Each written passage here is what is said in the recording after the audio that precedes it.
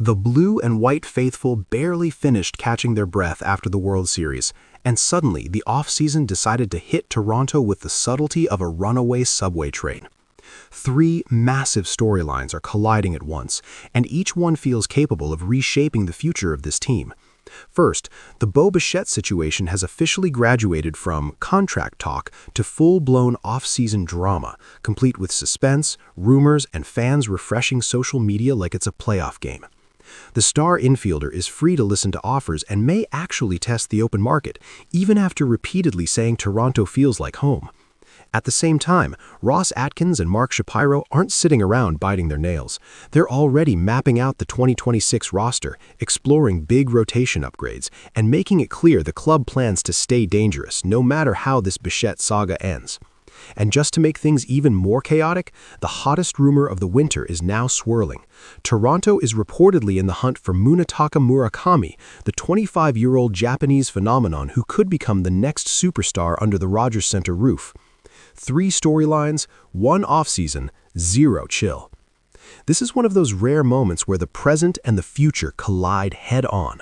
At the center of it all stands Bichette. For months, fans have argued, analyzed, panicked, calmed down, and then panicked again. Will he stay loyal? Will he chase the biggest deal of his life elsewhere? Now, with free agency open and a qualifying offer on the table, the uncertainty has become real. Toronto is coming off a season that ended with pride and frustration tangled together. A World Series run reignited belief, but the lingering what if still hangs in the air. And right in the middle of that emotional roller coaster is Bichette, the face of the infield, the symbol of a generation that helped bring Toronto back into relevance. Atkins said the quiet part out loud when he acknowledged that Bichette deserves to explore the market. It sounded professional, respectful, and logical. It also landed like thunder. Suddenly, projections started flying everywhere, and none of them agree with each other. Some see a 5-year deal around $130 million, others imagine 7 years pushing $200 million.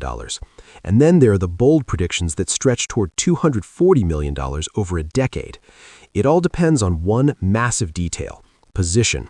If Bichette shifts off shortstop, he could become the highest-paid second baseman in history. But he's always valued being a shortstop, both for pride and paycheck reasons. The real question is whether Toronto is willing to meet that price without blinking. Inside the organization, opinions are split. One side believes keeping Bichette is essential for clubhouse chemistry and emotional stability after such a turbulent season. The other side sees a potential exit as an opportunity to create financial flexibility and rethink the middle infield entirely. Fans are just as divided. Some see Bichette as untouchable, the soul of the team. Others worry about long contracts, recent injuries, and the danger of paying for past performance. Once again, it's heart versus logic, and baseball fans are famously bad at choosing just one.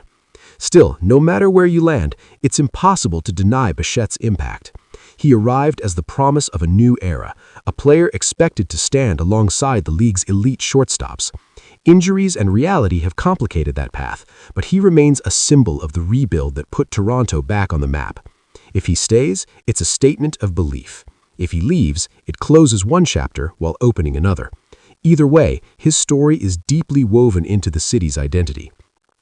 While that drama unfolds, the front office is quietly projecting confidence.